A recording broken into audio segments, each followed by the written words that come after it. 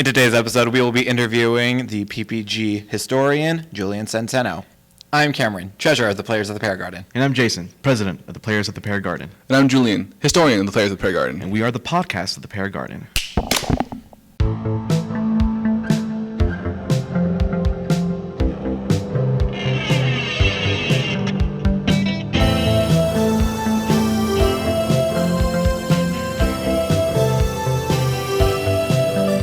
So Julian, I appreciate you coming along today. How are you doing? I'm doing well. I mean, I'm here. I woke up this morning. Awesome. That's the best way to start the day. Usually. Usually.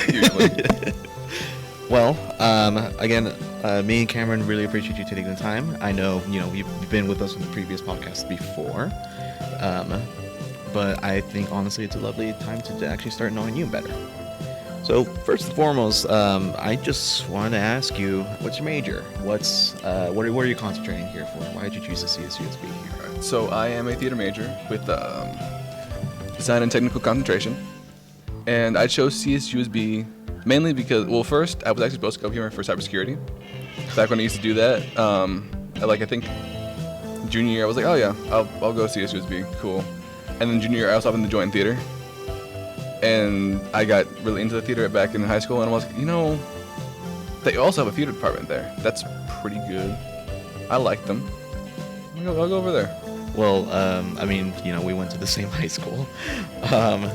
With your experiences out there, because, it's even though we went to, coincidentally, we were in the same program at the same time for just a small bit. So coming here to CSUSB with cybersecurity, would you say, the technical side that you worked over there in cybersecurity, or at least were learning a little bit throughout your high school career, kind of led you to want to do a passion to tech and theater? Yeah, that's kind of how they convinced me to do it. There was a twofold way in which they convinced me to join the theater. You guys remember quarantine? Lovely time. Yeah. Disney Plus came out around that time.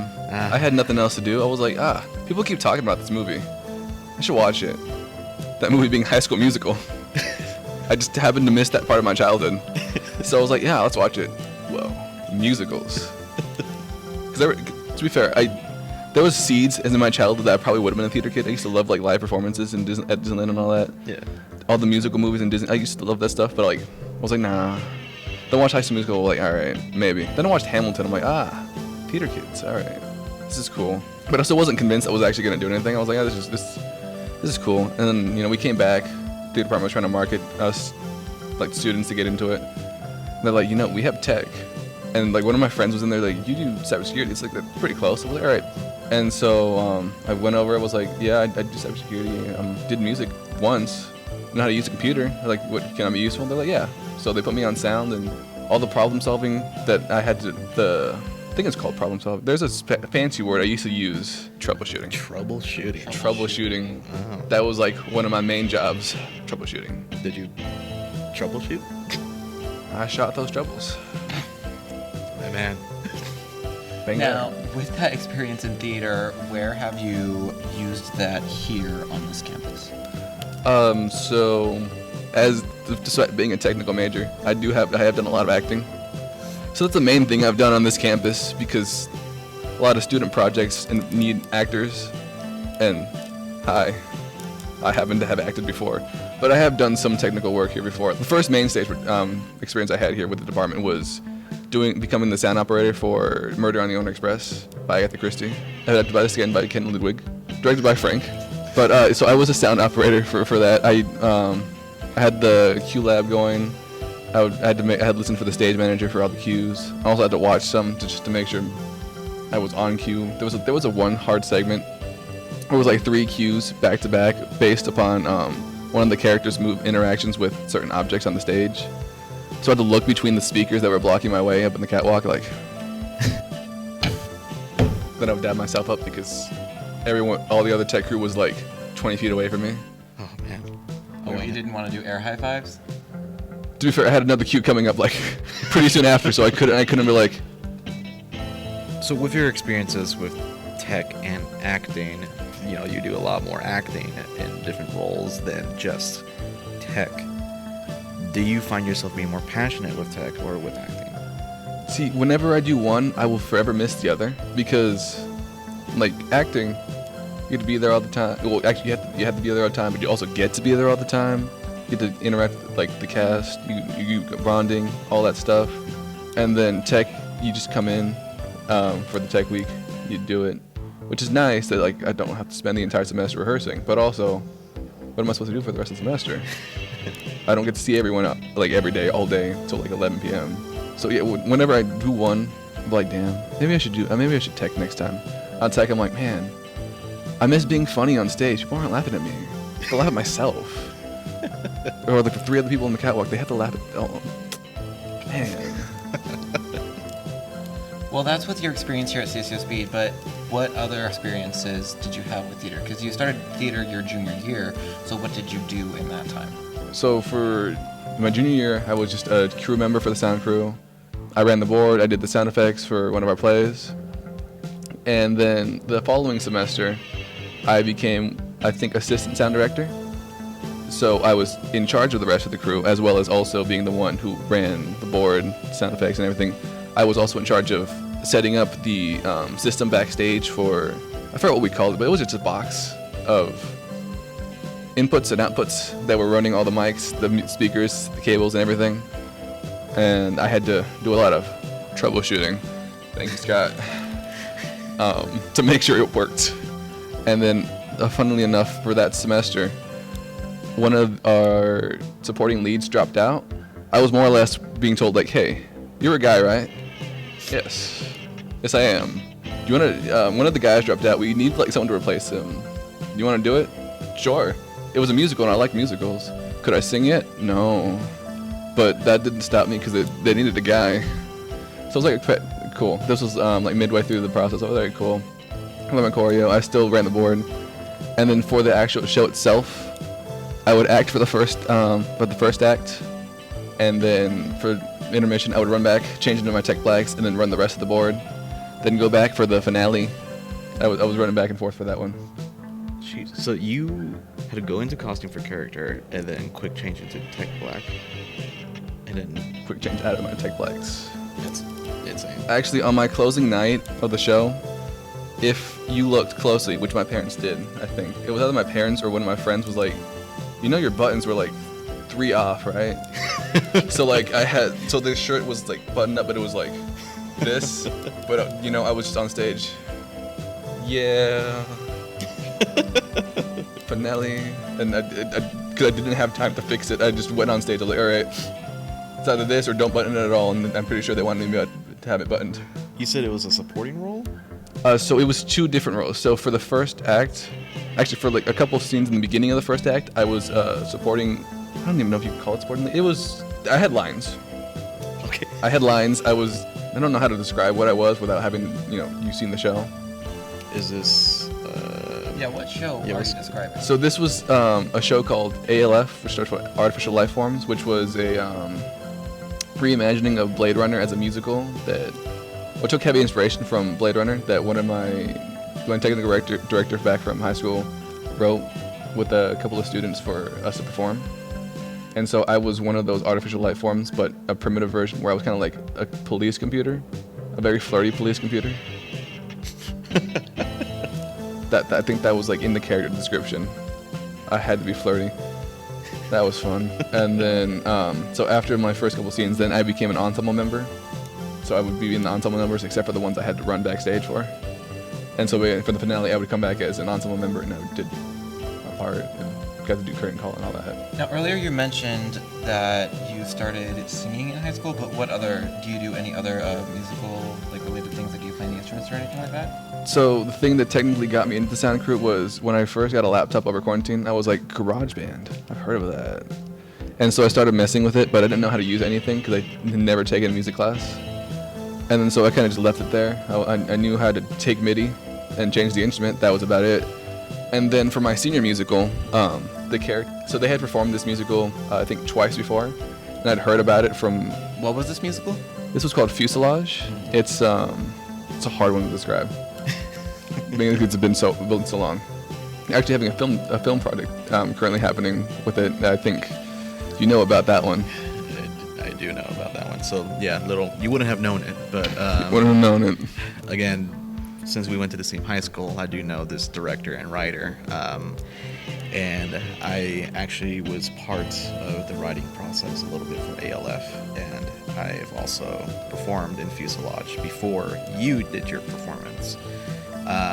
And yeah, I am part of a film production, a movie production version of that original. So Yeah. little funny worlds colliding there. Yeah. And so, so like I said, when you were there, my freshman year, I think your junior year, which was when it was when COVID started. Right. They had done a production, but they didn't get to perform the production. So the freshmen from that year became seniors. So like 3 or 4 of them left. Like, what if we did it again? And throughout my entire like experience in theater, they had been talking about like the show. I'd seen like clips and stuff, and I was like, there was this one character. His name was Billy Bob. He was a former country star who went on homelessness. I'm like, I like that guy. He's chill. He's funny. I want to be that guy. In the character description, it said guitar preferred, but it wasn't required. But I was like, all right, I need to secure this. It's senior year. Who knows if I'm going to be acting once I get to college. I got this. So I said I could play guitar. To be fair, at the beginning of the semester, I had a guitar class for about 2 weeks before I left to become a TA for the theater department. So I knew what a guitar was. I knew how to read. I knew how to read, where to find places for how to read guitar music and all that. I didn't know how to play the guitar. But when so I put in my like audition form, I can play guitar. I got this. And then they asked me, oh, so can you play the guitar real quick for us? I was like, yeah. I don't have one, but if you can just give it to me. Like, all right, here. 1 second. What am I playing? And they gave me like these really complicated chords. And I was like, all right, that's a little hard. Can we like simplify it? And so after like 3 or 4 simplifications, I'm like, all right. I played a really horrible G. Actually, I had to pull out an app. I'm like, all right, G chord. It's been a while. I don't know how to play it. It has been a while, but just review real quick. So I had to look how to play the chords real quick. And I played a very, not horrible, but you could clearly you could hear what it was supposed to be.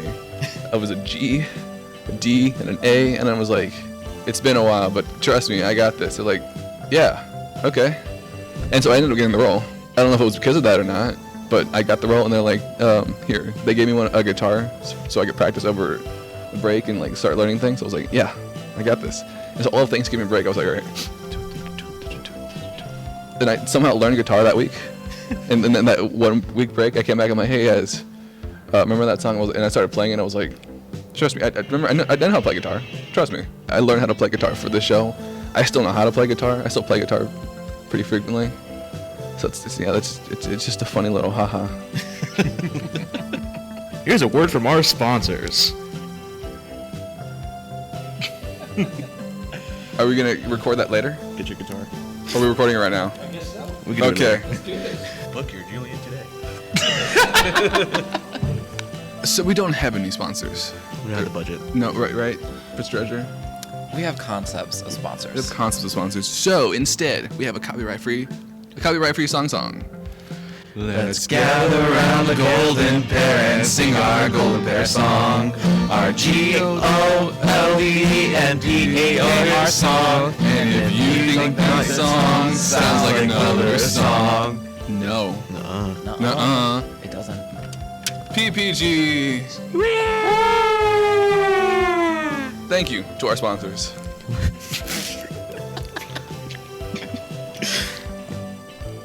Well, welcome back, Julian. That was such a crazy segment. I don't know who that was. I don't know either, but very good copyright-free song. Absolutely. Absolutely. I think, honestly, they have really good potential. I think it goes by like Jimes or something. James, yeah, probably. James. Jimes? Jimes. Yeah, he's pretty Never good. heard that song before. I have not. Nothing similar, It's ever. Absolutely, like... Absolute cinema. Absolute Absolute cinema. Absolute cinema. Absolute cinema. Well, speaking of cinema, segue. continuing on with your topics of acting, tech. What about film? I heard that you had some experiences. Be part of different student films. I believe you were part of a class as well, correct? I think you remember us actually filming our intro video for PPG. So, yeah, so I actually did act in front of a camera in this dance piece called Ordinary Spaces. The dances that were in this piece were created by one of our alumni, Anna Gonzalez, and originally these pieces were presented in something called OTP that we have here. believe you do know a lot about that. Do you want to talk about that real quick, Jason? The Other Theater Project. This is a project that's all student-led, student-written, directed, and performed by only students. It's actually been a student tradition that's been happening for a long, long time within our performing arts building within the PPG. Essentially, this is a type of project that the students essentially just want to have a space to explore, show off their creativity, or step into new waters that they want to experiment with. It's also kind of a means for us to say, hey, professors, staff members here, let's show you what we have learned through our experiences with you.